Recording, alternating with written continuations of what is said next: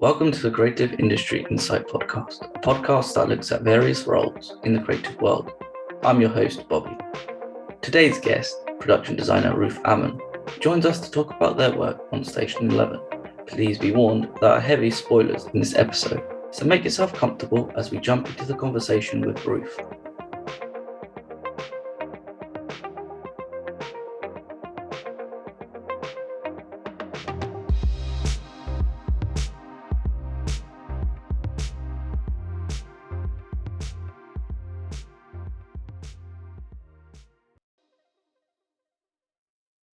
Hi, Ruth. Thank you for joining me today. Nice to meet you. I'm excited to talk about Station 11. I just finished the show a couple of days ago, so I'm sort of excited to delve in and everything and talk about the production design of the show.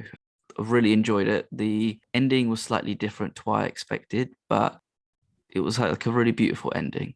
But I don't want to spoil too much for those who haven't seen it. Yeah, I guess we just have to. I usually like to start from how did the sort of project come to be for you, but how have you found? Let's start from the end and try it that way. How have you found the reaction to the show?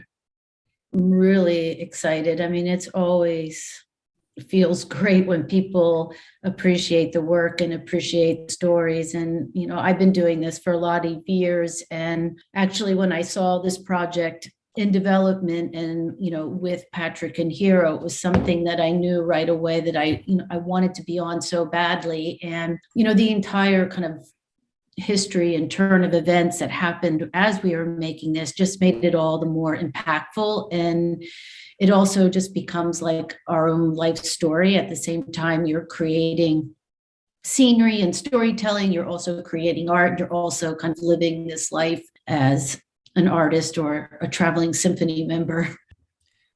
What is it that drew you to the project? Like, what is it when you've read the script and sort of started building the world in your mind that really just thought, like, this is it. I'm really gonna gun for this, and this is what I really want to work on. Well, I mean, I think that honestly, the first thing that attracted me to the project were that I saw that Patrick's name was, Patrick Somerville's name was attached, and Hero Marai. And once I saw that, I got the book, and I happened to be working in Budapest at the time. I was finishing up a 19th century story.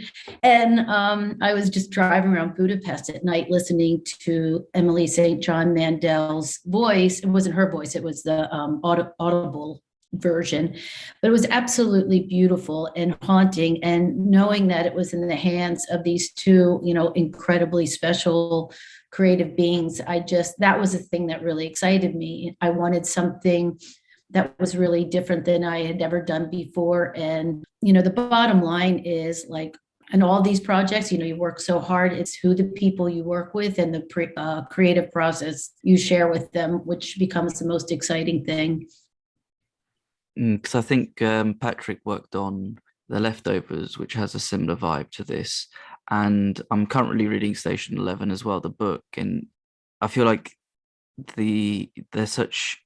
from what I've read so far and what I've seen, the feel of it is the same, but it feels like the story is kind of slightly different.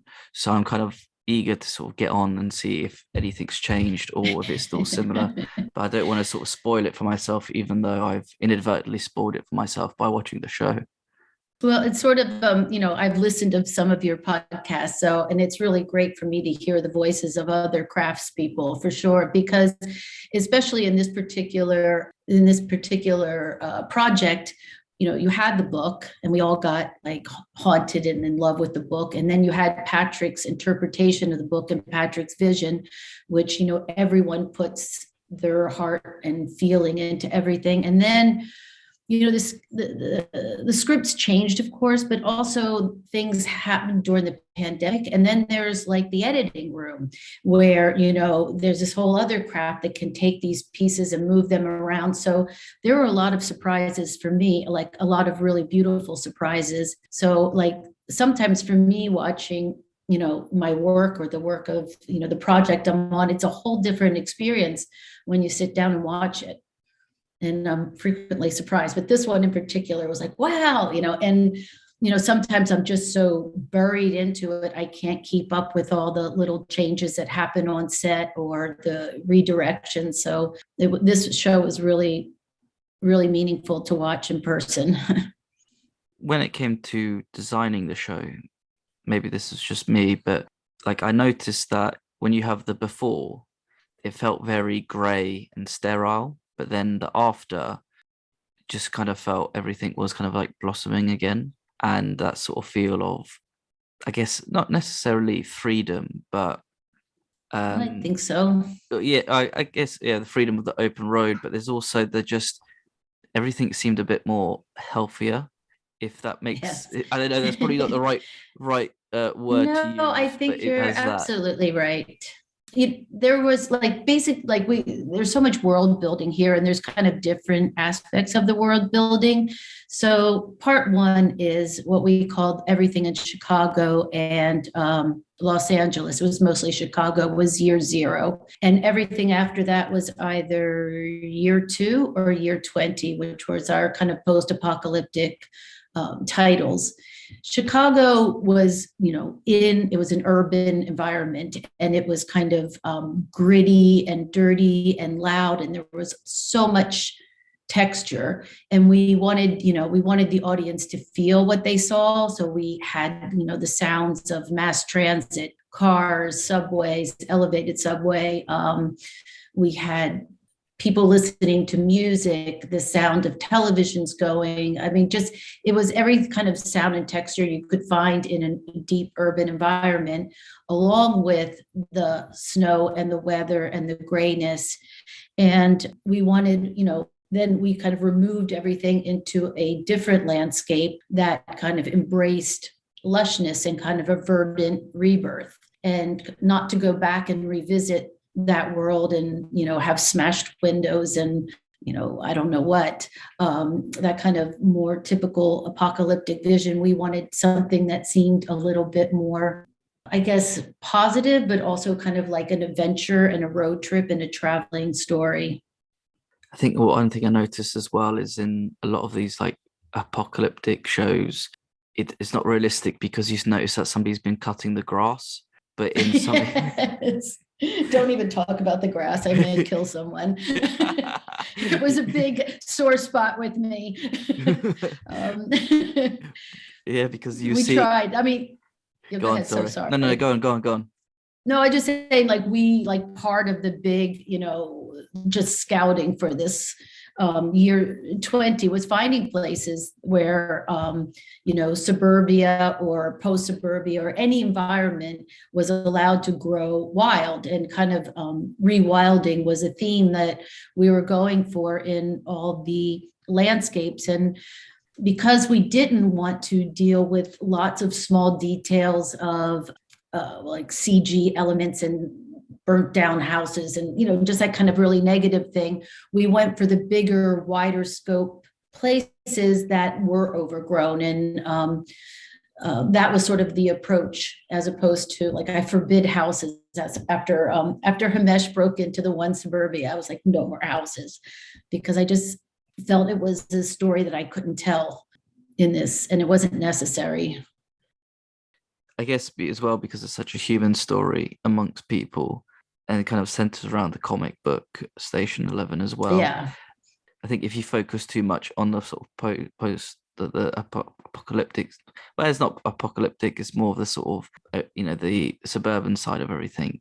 I think you lose that human element, even though you do get an idea of how many people have died, but it's the survivors and what they are doing to sort of make it a better world in a weird way. Yeah.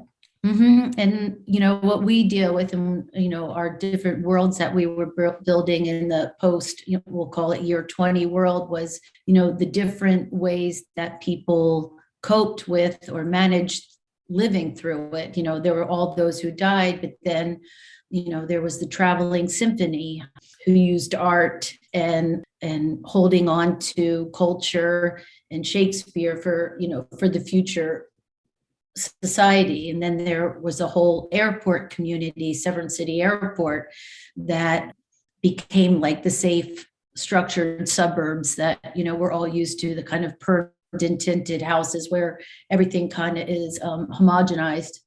And then we had St. Deborah's by the Water, which was the kind of post-Habermaker baby birthing community that was living to off the land and nurture and continue on with a growing society.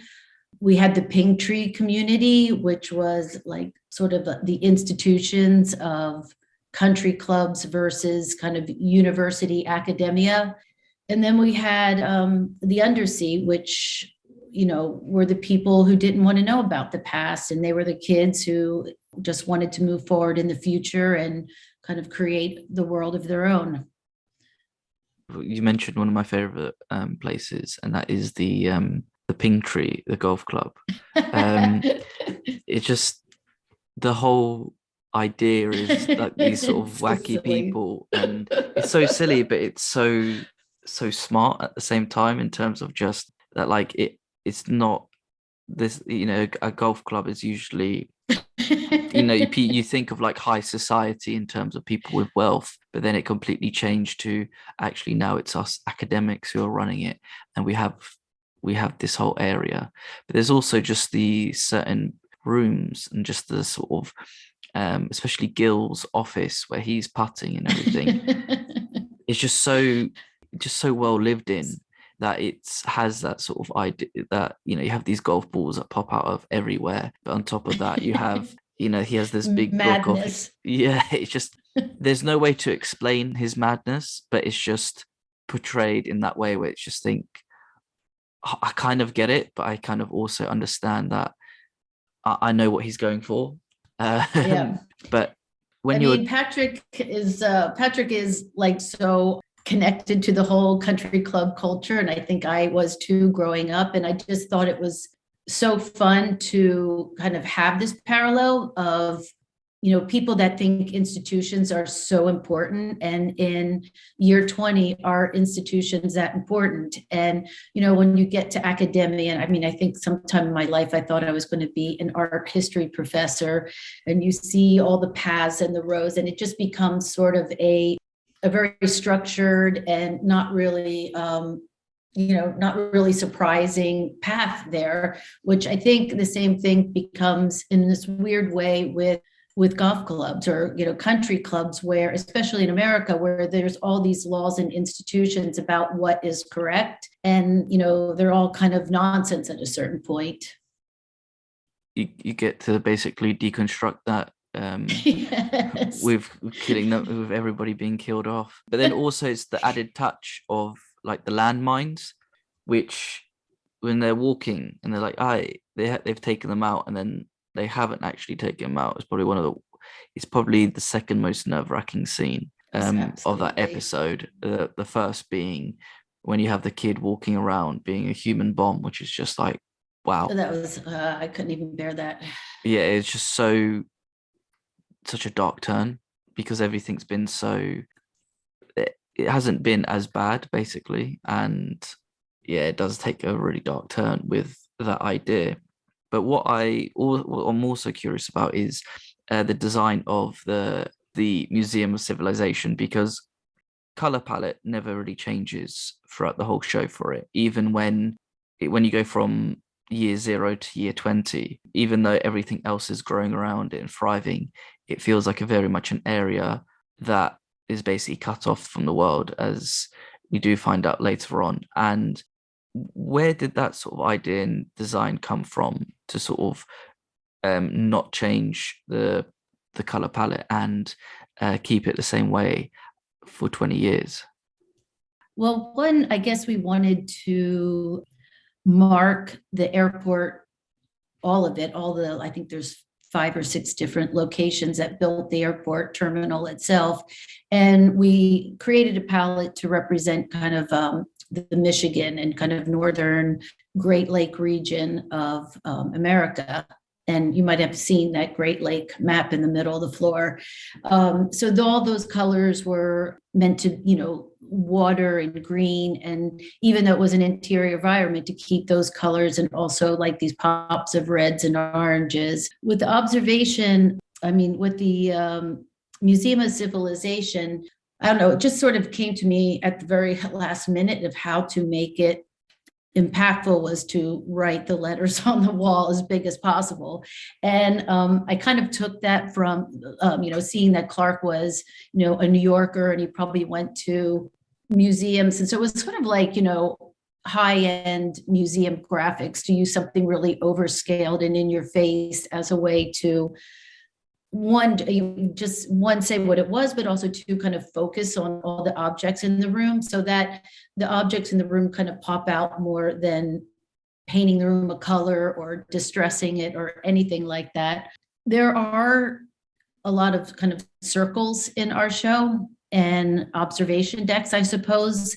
We start with Frank's apartment, which is Lake Point Tower in Chicago, which is kind of a Mies van der Rohe disciples. That was meant to be an observation of the pandemic. That was kind of what we were thinking of that, and why to have that kind of 270-degree view. I think we use circles somewhere else. At Severn City, we were just saying at the observation tower, just for the air traffic control. And then also in the curling court, you'll see that curling court that was part of Pink Tree, where you see young Kirsten looking for Alex, and we kind of focus on a circle there of the target for the curling.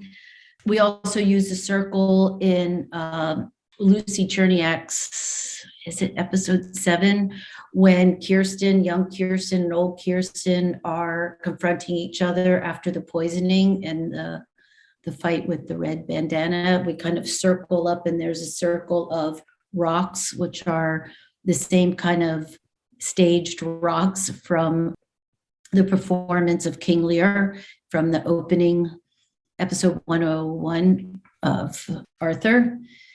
And I'm trying to think, and Station 11. Station 11 is on a radius as well. So we use that as another tie-in. And then when Miranda goes to the Thompson Center in Chicago, that again has another kind of radius, kind of interior and kind of explosive, kind of spaceship interior. So it was a theme that we were conscious of, and especially since the traveling symphony works in a circle, and they say we stay on the circle, we circle the Great Lakes, and so it was all kind of a tie in there.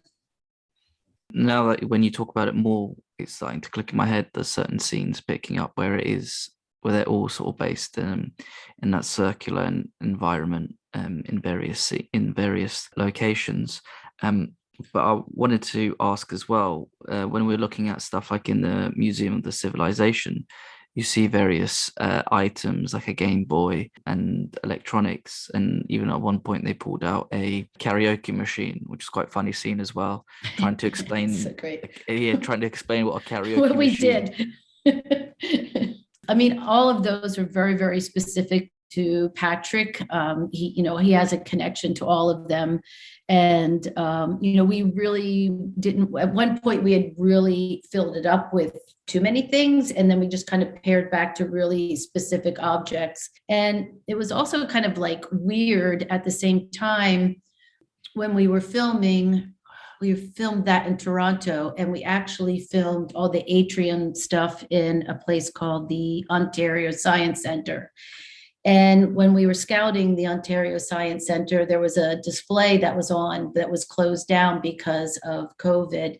And that was like the Museum of Civilization. It had all sorts of like pop culture items from many eras back, like, a barrel of monkeys, Legos, a Scrabble set, a viewfinder, Silly Putty. So it was kind of like this weird thing that happened, that we were kind of, before we even built the Museum of Civilization, we were kind of wandering through someone else's time capsule, and it kind of inspired some of the other ideas. It felt weird seeing stuff from my childhood being presented, and I don't know, it's just a sense of realization of like, wow, people, imagine if people actually did collect these and were saying that there's certain points in time where those things are so meaningful. yeah, to people, that Game Boy is what I used to spend hours on playing Pokemon, or the when you're talking about the putty and everything, just like, wow, that's stuff from my childhood. Now it's in a museum. Feels a That's a bit odd to museum. think Oh, about it. The Sony Walkman, it was so beautiful. I mean, it was just like the first time something so small and elegant, you could carry around town and listen to music. It was really like kids today it doesn't even mean anything. It was spectacular when it first came out, Oh, and life-changing for people. yeah, I had a Walkman and like a CD player, and then to see that, you're just like, wow. It's always the sort of fun, like just funny things. But with this, like with a TV series as well, you're going to be working with a number of different directors. What's the design process then? Do you specifically design just for the whole show, or is it that does each director's vision dictate how you design per episode? Well, I think it's both, and that's sort of both the difficult thing and exciting thing about television. So on this show, I had a really great connection with Hero and Patrick. And so they really set the tone. And, all the big statements and all the big ideas were definitely, I worked directly with them. But all of those meetings, each and every one of those directors were part of the meetings and got to kind of suggest or add or, veer a little left or right. But it's also completely nutty, because I think at one time when we were actually building the terminal, that was a decommissioned terminal, but we really had to build everything in there, all those shops, and rearrange everything. I mean, it was a big deal.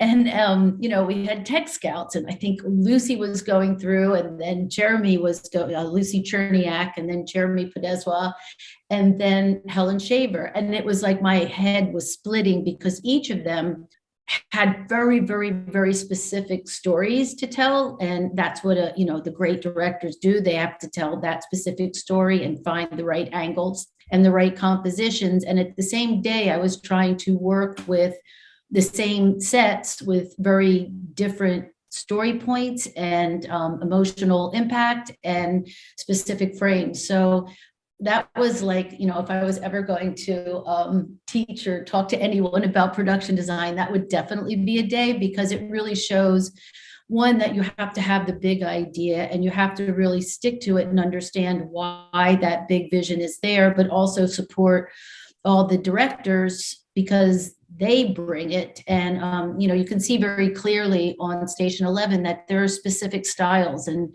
specific feelings to each one of them. And they were all brilliant. They were all wonderful to work with and really super interesting. But it was really intense. Well, yeah, I can imagine as well when you're working with, as you're mentioning, directors with different visions and styles and what they want to present in the show. I think you can kind of tell the different directors, and you can tell why they were given certain episodes, and especially with the tone and what they were focusing on. Because you see, I think Heroes episodes, that's episode 1 and 3, are very much focusing on like one, not focusing on a main character going through their journey. So with Jeevan in the first episode, kind of finding out about the flu and then taking Kirsten on and then going to Frank's house. And then episode 3 is Miranda's story, where you follow her and kind of understand what her life is about. Yeah, I mean, Hero set the tone, and like his particular style and his point of view and how he sees things. I really feel like it was part of my job on the scenery end of things, on the production design end of things, to carry that vision through the rest of the episodes. And part of that vision was frame composition, which, you can look at anything that Hero's done and that it's his work, because there's just an elegance and stillness to it.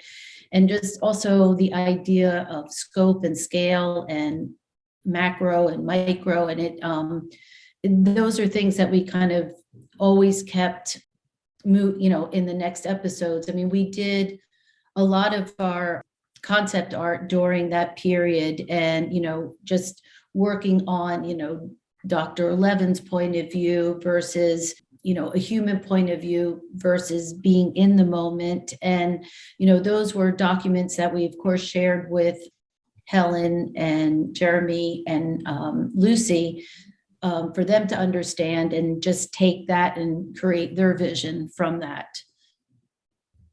I do like the sort of idea though, when you do have one director setting the tone and then everybody else sort of follows suit, but then also adds, sprinkle of their own touch to it all. But on top of that, it's funny to be watching a show about a pandemic during a pandemic and kind of seeing similarities of what was happening in the show to what was happening during this time. Because the show was shut down because of the pandemic, did this give you a chance, once the sort of show was in a hiatus, did this give you a chance to start reworking ideas, or was it a case of you've already had everything planned out, it was just sort of waiting to start back up again? Well, I think it was a matter of kind of reaffirming ideas. We didn't necessarily shut down for the pandemic. We had finished filming Heroes work, and we went back to LA to do a few days there. And then we were meant to have a few months off to regroup, and the art department was going to start massive building. However, and I do remember, and I just can't remember exactly where I was when we all shared the New York Times article about the pandemic and that China, there was a flu in China, but China was being very open about it and handling it, and it was all going to be under control. And we were just sort of like, isn't that funny? No one, none of us have ever been through a pandemic, and now it's a word we use all the time, like it's going to get gasoline or something. So, we didn't even know what that was. And, we did have a little bit of time during the summer where Patrick just wanted us to regroup, and he brought Jeremy on board just to discuss what this pandemic is starting to mean to us, because now we're living in it. Before it was an idea we were creating based on a novel and Patrick's scripts, and now we're actually living in it. And it really did have impact, and it really, it carried on actually during the filming, because we were all alone. Like, I was alone, I can't tell you, like most days and nights, driving all over Ontario, talking to Patrick on a phone, FaceTiming, showing him scenes. And I was like part of the traveling single soldier on the traveling symphony, trying to pitch all these ideas, and for him to see them and then bring the others. It was we were in it and we were living it, and it was very, very lonely, and yet it was also one of the most creative moments of my life. So it had all the things that you see when you watch the show. Dan Romer's music is just you just weep instantly, but you feel fulfilled. And I mean, I think that's what we were all going through. At least I'm sure the crew is always the crew and they're together, but like the art department is frequently way the hell out there, separate from everybody. And we couldn't be in the same room at the same time, and we couldn't have our directors walk through the art department, where we usually have the entire visual arc of the show up on walls, down hallways where they can see everything. We had to do these dopey Zoom meetings and try to explain what we're thinking. There'll be nothing like it. I mean, it's really like, I feel very fortunate, and yet it was very, very difficult. And I had to be away from my husband for almost a year straight without seeing him, and my supervising art director didn't have his whole family, and there's a few of us like that, and we couldn't go home. And so we felt even more committed to all the design choices we were making. Those big wide landscapes, we were alone. And honestly, any kind of joy we felt, we kind of brought to the picture. Like, I don't know if you saw in, let's say, episode 102 or 103, 102 and 104 and 106, where you go to the gas station and you see like a million tractor trailers. I'm not tractor trailers, lawn cutters, the tractor lawn cutters. Like, I'd been driving around all over Ontario and I found this mechanic who collected lawn cutters, lawnmowers.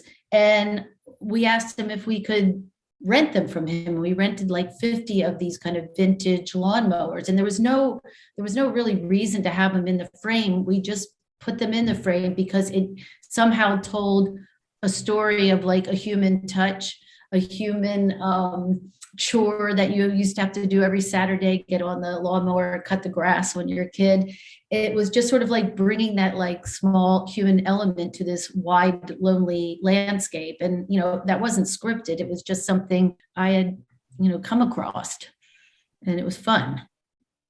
I still think it's quite funny how it just sort of come across certain things that people Yes. collect. And because I've heard sort of stories as well or from other production designers where, Yes. they're sort of happy accidents. These people were helping out the solo symphony orchestra or the solo symphony designer, Yes. and like it's just we got help along the way, and Yeah. it's just quite funny to sort of hear as well with what people were planning. So I do have one final question for you, and this is just more of a nice, fun wrap-up one. I know we're in a pandemic now, but if you had to save one thing to sort of show civilization 20 years' time, something that meant something important to you, what is it that you would show them? Boy, that's a hard one. I know it's always, I might say like a drawing table. As simple as that, a drawing table. You can see behind me, I still have a drawing table, and everyone in my art department is computerized. And there's something about the act of drawing and the physicality of the pencil and the lead on a piece of paper, and the emotional feedback you get from doing it and seeing it. So I think a drawing board, it's not really technology, but it is something that I think is important. 100%, especially for a designer, with just how important they are. And I've seen designers as well sitting there, glasses on, sketching away and everything, getting their schematics, and just being like, oh, it's quite interesting. But I tell you what, it'd be an extremely hard thing to lug around if you're traveling. I'm not going to lug that around. Maybe, one of my cats. I don't know. I've always been on the road for the past 5 years. I've been on the road, so I travel as lightly as possible. So I'm not weighted down by much of anything. And the phone is the connection to family at this point in my life. Exactly, and it's funny how we're all glued to our phones and everything. Yes. But how important they are to everyday life. Yeah. Ruth, thank you very much for taking the time to speak with me today. You're very welcome, and thank you so much. No, thank you again. Station 11, streaming on HBO Max in America and on Stars Play in the UK. And please go out and watch it. It's an absolutely great show. Even though it's about pandemics, it's about love. It's about love, friendship, and what is it? Moving on, continue on. Yeah, and then somebody will find you. I found you 9 times before. I'll find you 10. That's awesome. The 10th time, which is just such a beautiful sort of phrase as well, to say the least. Thank you, Ruth. Lovely. Thank you. Thank you very much. You take care now. Bye-bye. Okay. Thank you for listening. Please subscribe, rate, and review this podcast.